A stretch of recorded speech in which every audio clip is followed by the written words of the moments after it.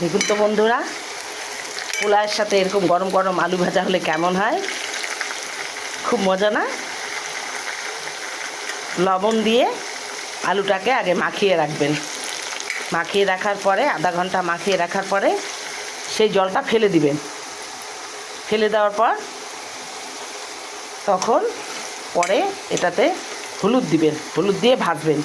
দেখবেন কি সুন্দর সেই আলু ভাজাটা হবে। আপনার দেখে খেতে ইচ্ছা জাগবে। বাচ্চারা তো খুবই পছন্দ করে, বাচ্চাদের জন্য তো অবশ্যই করবেন। দেখুন কি সুন্দর আলু ভাজা, দেখে মন ভরে যাচ্ছে না? এভাবে রান্না করবেন।